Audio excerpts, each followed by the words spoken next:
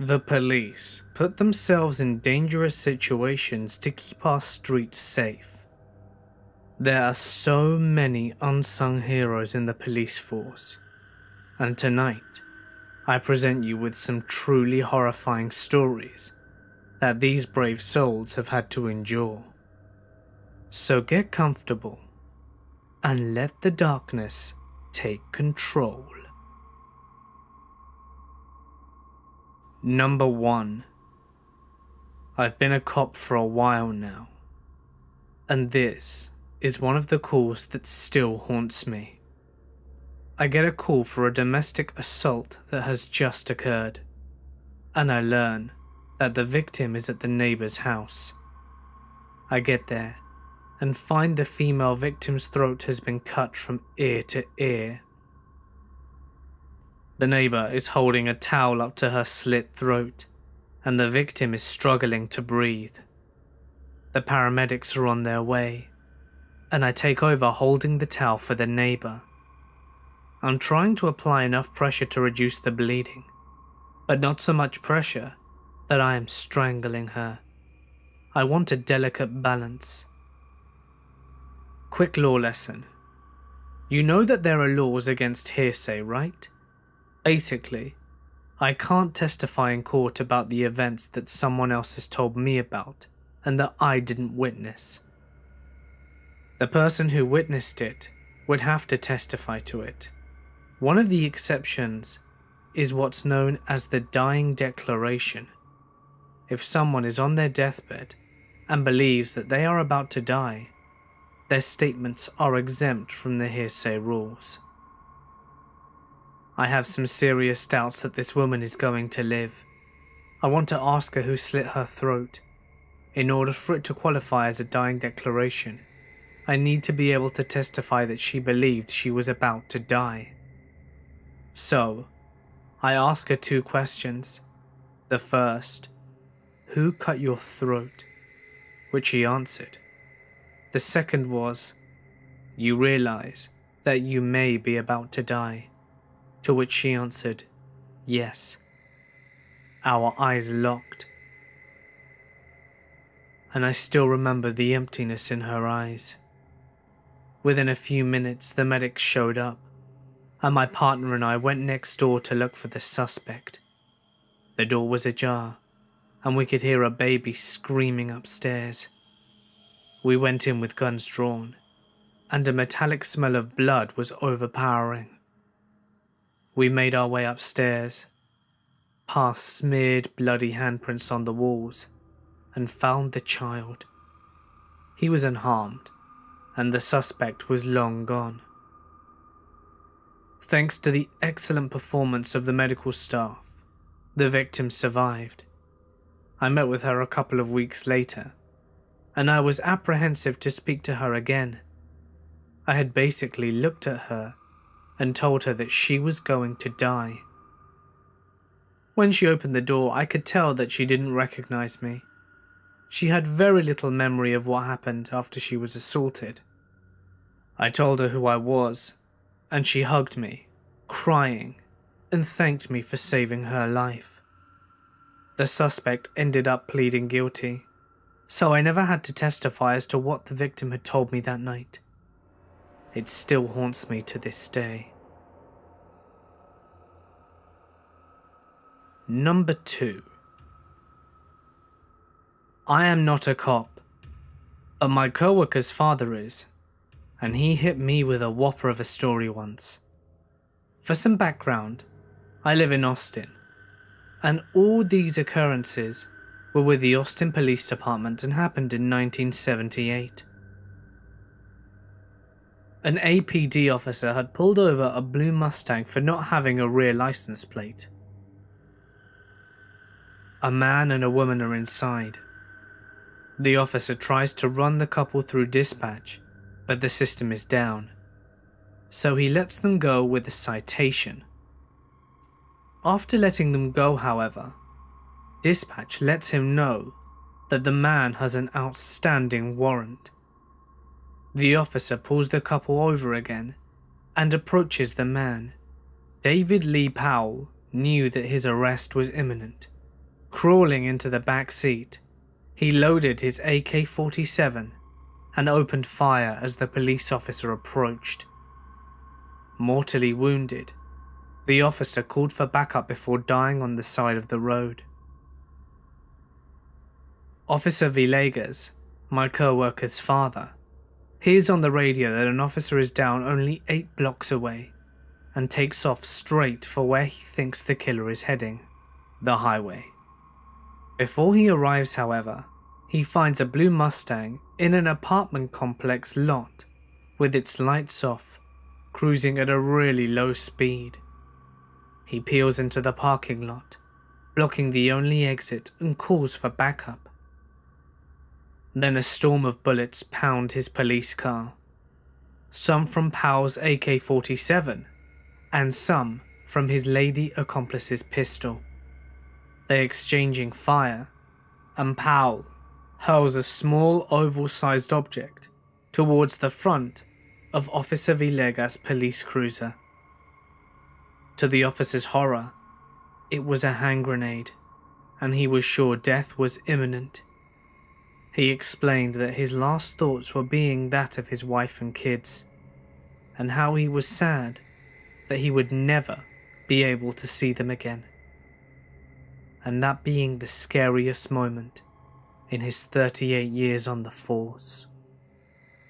But the grenade didn't go off, and Powell and his lady friend were out of ammo. As backup arrived, Powell took off behind the apartment complex into the woods, whereas the lady accomplice attempted to hide in a ditch. Seeing her in a ditch attempting to reload, Officer Villegas ran up to her and kicked her square in the face, shattering her jaw. Powell was later caught in the woods after a manhunt and received the death penalty for his actions that day. Number 3. A friend of mine was a state trooper and had been for years. He had been part of a bust that involved 30 stolen IROC Camaros. He had changed tyres for people and caught a guy doing 130 miles and then tried to pay his ticket with cash. Caught a .31 DUI. He has seen a lot. One night, he pulls over a guy who was swerving a bit. He didn't really suspect DUI, but he wanted to be sure. He pulls him over and calls in the plates and goes to talk to the guy to get his license. As soon as he turned around, the guy pulled a gun and got out. My friend turned back to find himself staring down into the barrel of this guy's handgun with no way out. He soon learned of this guy's warrants and how he wasn't going back. The guy got him down on his knees, and the guy kept talking for about a minute, and then goes to execute him. He pulls the trigger with the gun held to my friend's head, and it jams. The gun doesn't go off. He quickly subdues the man and arrests him. The guy is lying on the ground crying. My friend gets back up, and this guy goes to prison. He was never able to return to patrols. He would freak whenever he had to pull someone over, and it ended his career. Years later, he went to prison to meet the guy, and forgave him for what he did that night.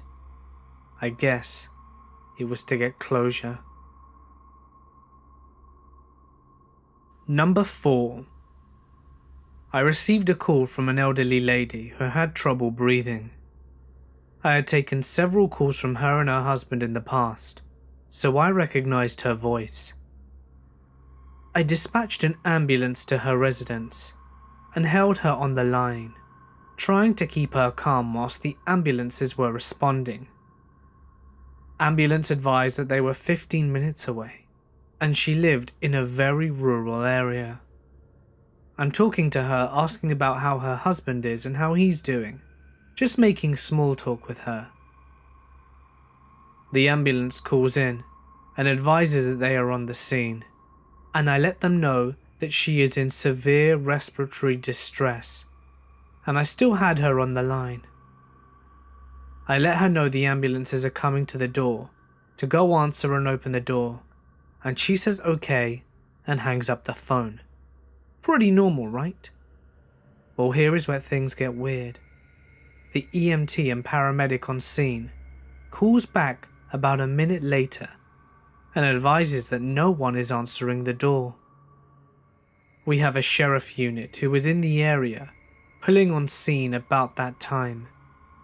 The sheriff unit confirmed the address and advised he was breaching the door to make access to the patient.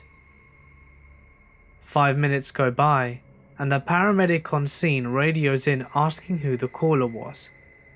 I advise it was the elderly female who lived at the residence.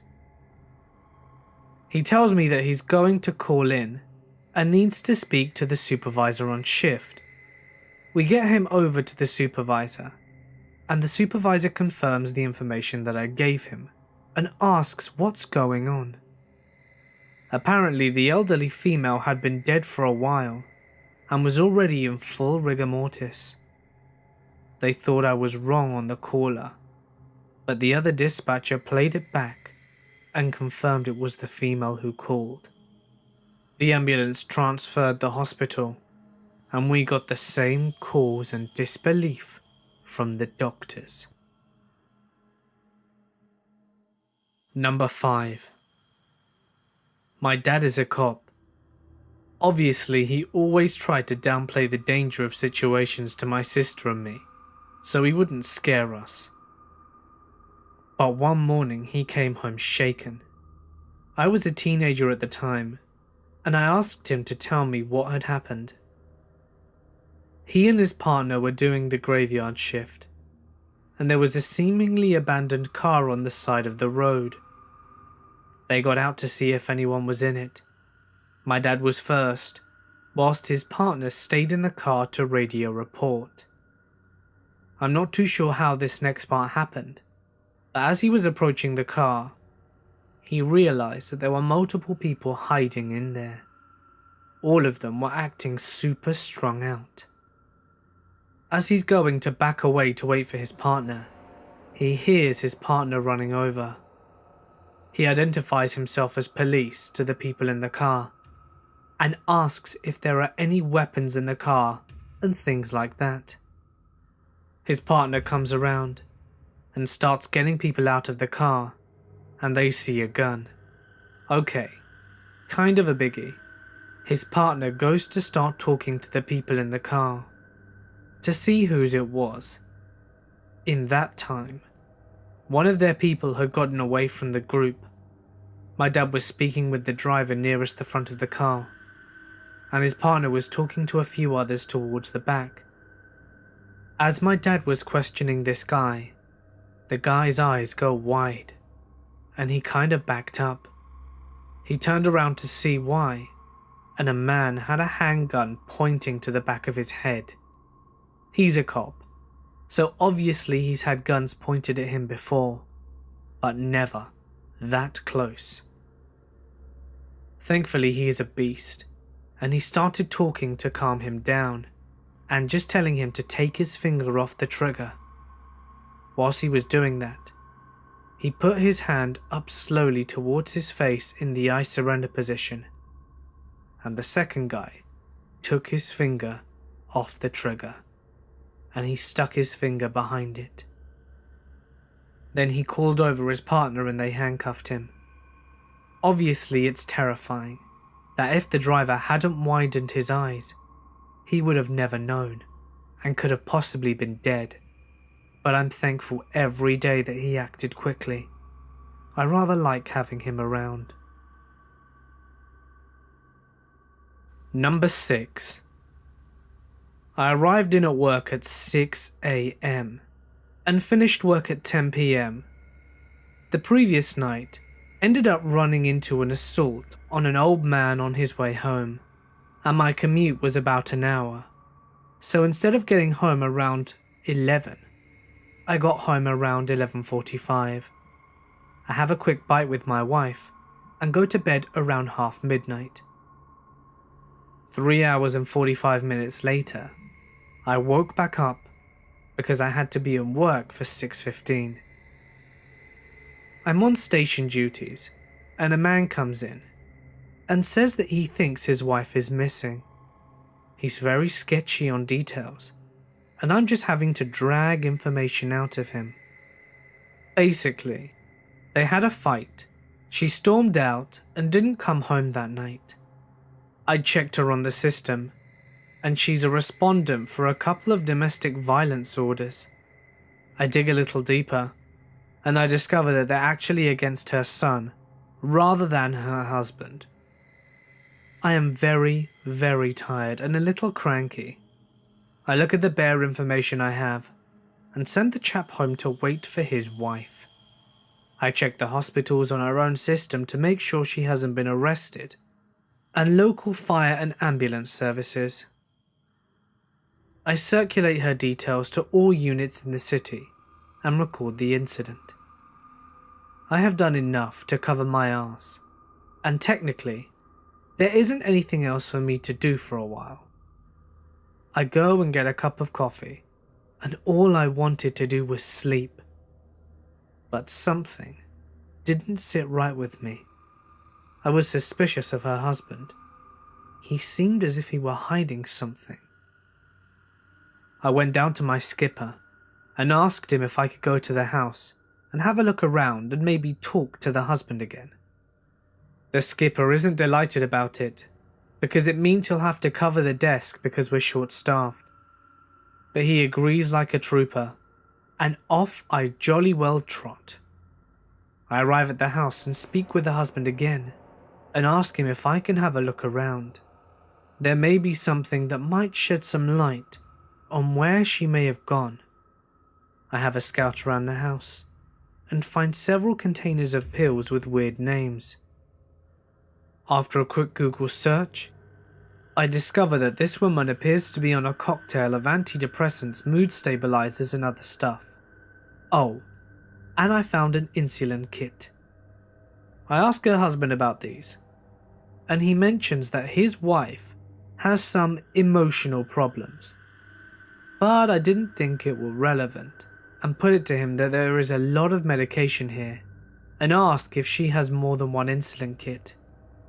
He goes pale at that point. She'd left all her medication at home. I ask him where she keeps her purse, and we ended up checking her bedside locker. Her purse is missing, but I snag a framed picture for future reference, as I currently had no idea what this woman looked like. I ask him if I can search the room, and he's beginning to completely break down at this point and tells me I can do whatever I damn well please, and storms off into the living room. I am feeling distinctly queasy at this point, to say nothing of a banging headache from sleep deprivation. I don't find any suspicious holes in the wardrobe where she may have taken clothes, or any secret stashes of drugs or cash. I don't know what possessed me to do it, but I search the bed. I turn over his pillow, and there's a note underneath it.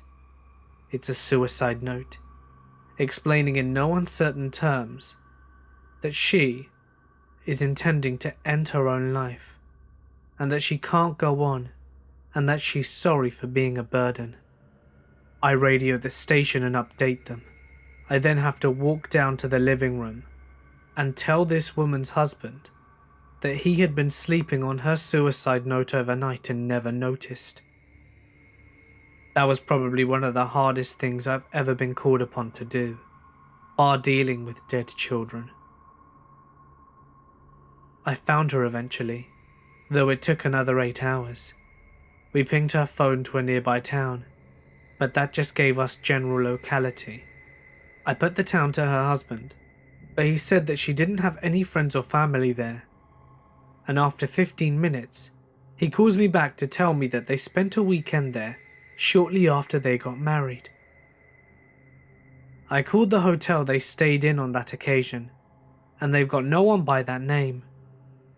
So I went down in person and showed them a picture of the lady. The person at the desk told me that a guest answering to that description had just left on a walk to the pier. I went out to the pier and found her and we had a bit of a chat. Nothing dramatic. She told me that I looked awful, and I just said I was very tired. I asked her to give life a chance for a few more days, that her husband loved her, and that she wasn't a burden. She agreed, and we brought her home. A couple of days later, she came into the station with a box of chocolates and a card that read, "Thank you for not letting me kill myself." That's when I realized how close I had been to just letting the matter rest, because I had ticked all the boxes on the list. I went to the toilet at the back of the station and threw up for what felt like an hour. She sends me the same card every Christmas. Hey guys, it's Mort here, and thank you so much for listening. I often forget just how brave the police are, and all the stuff they have to go through. So if you're a police officer, thank you. If you enjoyed today's video, please remember to hit the like button and subscribe to not miss your daily dose of horror. We've also been working on merch and making some changes. They are coming, but I will need your input. In an upcoming video, I'm going to share some links with the designs, and we would really appreciate your advice and feedback as to what you would prefer. If you'd like to support me on Patreon, you can find the link in the description. Remember that you can submit your scary or paranormal story to my new official Reddit page, or send it over to my email. Both of these can be found in the description. And feel free to follow me on Instagram and Twitter @TheMortisMedia for sneak peeks into what goes on behind the scenes. But anyway, for now guys, I'm gonna sign off. Stay awesome, and I'll see you in the next one.